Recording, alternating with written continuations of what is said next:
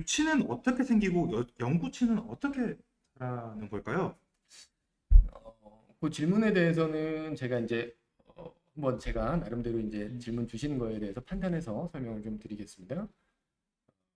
어떻게 생길까? 그냥 뭐 사람이 자라는 거랑 같은 거죠. 네. 그렇긴 한데 여기 보시면 아이 치아도 역시 이제 치아 씨앗이 형성이 되어서 이제 이런 식으로 이제 보시면 아까 보셨듯이 이건 안에 있는 것은 어른 치아 씨앗이거든요. 요거와 마찬가지로 아이 치아가 발육과 더불어서 이렇게 이제 맹출이 되게 됩니다. 이렇게 맹출이 되게 되는데 그 안에 그와 동시에 어른 치아의 씨앗, 치배라고 하는데 요것이 이제 형성이 되면서 조금씩 자라죠. 그래서 뿌리를 아기 치아 뿌리를 녹이고 어른 치아가 나오게 됩니다. 이제 그런 순서로 보시면 되고요. 뭐 아주 재밌는 에피소드는 아니지만 이제 뭐 이런 질문 하시는 이제 선생님 환자분들이 계세요. 어머님들이 계세요. 뭐냐면 그러면 우리 아이 성인 치아는 올라오면서 커지겠군요. 뭐 이런 말씀을 하시는데 어떻게 생각하세요? 아무래도 사이즈가 이게 좀 커진다. 작은 곳에 있다가 커가면서 맞죠, 나오는 맞죠, 거니까. 맞죠. 네. 그렇게 생각하실 수 있는데 이제 실제로는 치아 씨앗부터 생성됐을 때 치아 사이즈 그 사이즈가 그대로 올라온다고 보시면 됩니다. 그래서 더 커지거나 이제 뿌리는 길어지는 거죠. 그러니까 길어진다기보다는 정확히 얘기하자면 이제 발육 이제 형성되는 거죠. 뿌리는 형성되는 거고 치아 머리 이거는 그대로다. 네. 자, 그리고 그냥 이건 제가 궁금한 건데요. 네. 보통 양치질은 밥 먹고 몇 분 뒤에 하는 걸까요? 보통 이제 그 뭐 이런 여러 가지 이제 홍보 매체들이 보면 333 법칙 있죠. 하루 3번, 3분 후에 3분 동안. 네. 그죠? 뭐 그대로 사용하시면 됩니다. 이제 사용하시면 되고 다만 조금 유의해야 할 어떤 음식들이 있어요. 뭐 예를 들면 콜라나 뭐 탄산 같은 것들 있잖아요. 이런 것들은 산성 음료거든요. 뭐 주스 같은 것들이 있죠. 이런 것들은 구강 내 이제 산성 환경으로 만들어 주셔서 바로 입술질을 하게 되면 치아에 스크래치가 날 수 있어요. 그래요? 그렇죠. 그러니까 그런 경우에는 이제 입술질을 하기 전에 또 한편으로는 이제 타액이 구강 내 반면에 이제 구강 내 타액은 구강 내 환경을 이렇게 중성화시키는 중화제 역할을 할 수 있습니다. 그래서 타액이 기능을 할 수 있는 시간. 타액이 침을 말씀하시는 네, 그렇죠. 거죠? 네네. 죄송합니다. 침, 네네. 이제 침이 이제 네. 중화제 역할을 할 수 있는 기능을 할 수 있는 그런 시간을 충분히 주시고 한 20분, 30분 정도 주시고 이제 입술질을 하는 게 좋겠고요. 그러면 내가 탄산을 먹었으니까 이빨이 상할 것 같아서 빨리 양치질을 하는 게 도리어 안 좋을 수 있다는 그렇죠. 거예요. 그러니까 네. 가급적이면 이제 그렇게 할 수 있을까는 모르겠지만 이제 탄산 같은 것들을 마시고 이제 물양치를 한다든가 이런 것도 도움이 좀 되겠죠. 이제 두 번째로는 어렵겠지만 원샷 하죠, 원샷. 네네. 그래서 여러 번 나누어서 마시는 것보다는 한 번에 드시는 게 나을 수 있고요. 그렇게 어렵겠죠. 그다음에 이제 두 번째는 그냥 마시는 것보다 이제 빨대로 마시는 게 치아의 접촉을 훨씬 덜 할 수 있으니까 좋겠죠. 물론 뭐 이론적인 얘기입니다. 자, 제가 여기 나오는 질문을 보고 네네. 조금 디테일하게 여쭤볼게요. 네네네. 지금 콜라를 말씀하셨는데 콜라의 탄산이 문제일까요? 거기는 설탕기가 문제일까요? 설탕기도 문제고, 네. 아까 말씀드렸지, 되게 좋은 질문입니다. 이제 탄산수는 몸에도 있고 소화 효소도 분비되고 뭐 좋은 영향일 수 있는데 구강 내 환경을 산성화시키는 게 문제입니다.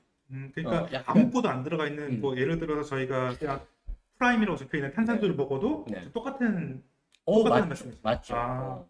탄산도 이제 구강 내에서 네. 이제 어쨌든 뭐랄까 탄산이 유리가 되거든요. 그래서 구강 내 환경이 이제 조금 산성화되는. 그러니까 주스도 마찬가지예요. 당이 없는 주스라 하더라도. 맞죠. 물론 이제 당도 문제죠. 그렇군요. 네. 네, 알겠습니다. 감사합니다. 아, 자, 이거 한번 여쭤볼게요. 칫솔은 우리가 얼마에 한 번씩 바꿔주는 게 좋은가요? 뭐 기간적인 게 있나요? 아니면은 보통은 낡아 보이면 이게 헤어지면 바꾸잖아요. 네네. 네, 칫솔의 교체 시기는 어떻게 생각하시나요? 뭐 맞습니다. 이제 그렇게 생각하시면 제일 좋고요. 마찬가지로 질문 하나 제가 하나 드릴까요? 그러면 네. 제일 좋은 칫솔은? 저는 미세모를 좋아합니다. 미세모르라. 제 질문이 좀 잘못됐습니다. 제일 좋은 칫솔은 어디의 명품 칫솔 이게 아니라 새 칫솔. 새 칫솔. 그러니까 무슨 네. 말씀이냐면 칫솔이 사실 쉽지 않습니다, 관리하는 것이. 왜냐면 욕실 자체가 이제 굉장히 습한 환경이고, 그래서 건조와 이제 관리를 잘 해야 하는데, 일단 뭐 요즘은 UV 소독기 같은 것들이 많이 나와 있으니까 이제 그런 거 이용하시면 좋을 것 같고요. 교체 시기는 이제 여기 끝에 보시면은 어떻게 이렇게 가면 되죠. 네. 여기 끝에 보시면은 요 모들 있죠. 요게 이제 아까 말씀 주신 대로 헤어지거나 이렇게, 그죠? 구부러지거나.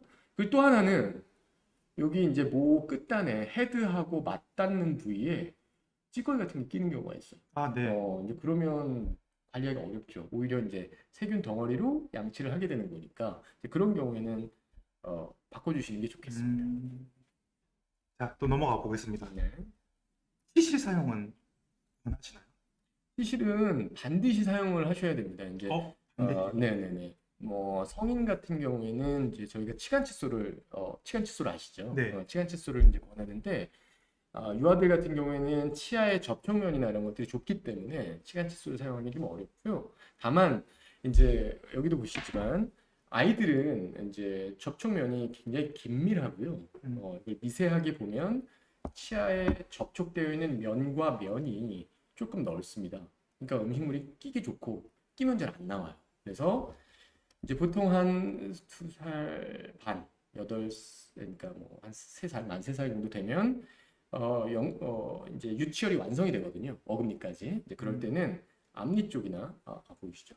앞니 쪽이나 이제 어금니 쪽에 이런 이제 어린이용 치실 같은 것들이 있습니다. 그래서 이런 것들 이용해 주시면 뭐 무조건 도움이 됩니다. 이게 무조건이라는 표현을 지금 잘 안 쓰고 계신데 네, 좀 강조를 하셔서 네, 꼭 쓰셔야 되죠. 꼭 네, 네. 알겠습니다. 감사합니다. 네네네. 제가 지금 계속 올라오고 있는 거에 대략적으로는 보고 있는데 질문 올라온 거 제가 한 번만 좀 볼게요. 어떤 네. 내용들이 올라와 있었는지 요것도 한번 여쭤볼게요. 아까 탄산수 말씀하셨는데 네네.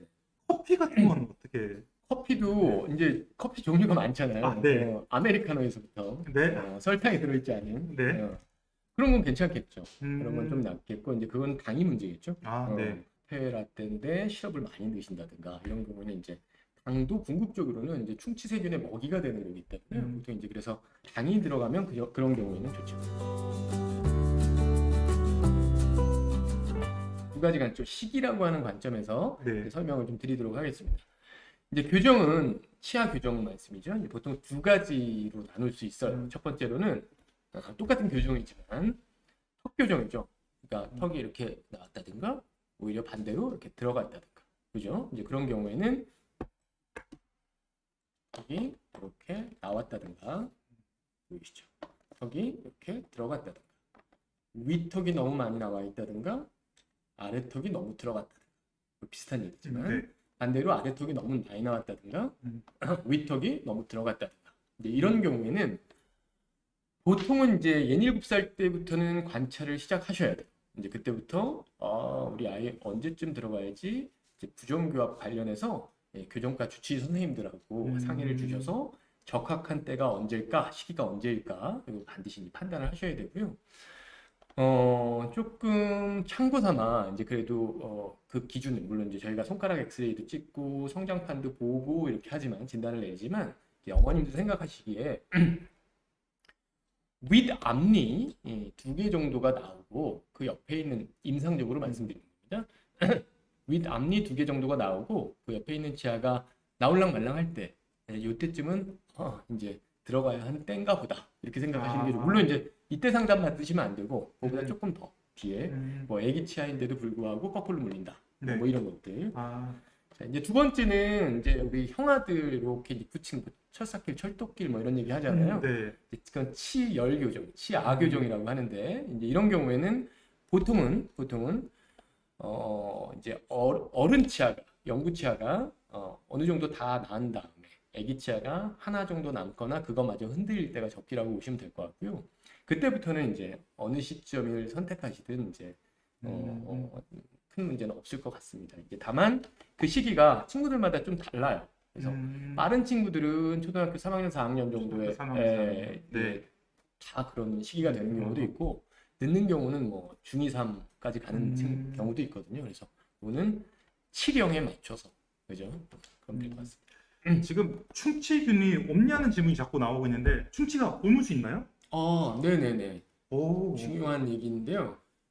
저도 이제 아이가 셋인데요. 네. 아까 듣기로는 네, 아이들이라고 설명드립니다. 했는데 저는 네. 아들만 셋입니다. 아.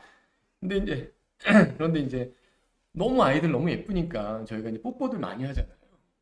아까도 제가 뭐라고 말씀드렸죠? 충치는 세균성이다. 네. 그러니까 세균이 옮아갈 수 있어요. 그러니까 아이들에 대한 관리도 굉장히 중요하지만 이제 부모님들, 엄마, 아빠 구강 양치 관리도, 구강 내 관리도, 이소지 관리도 굉장히 중요한 거죠. 뽀뽀도 조심하시고. 뽀뽀 금지인가요? 안 되는데.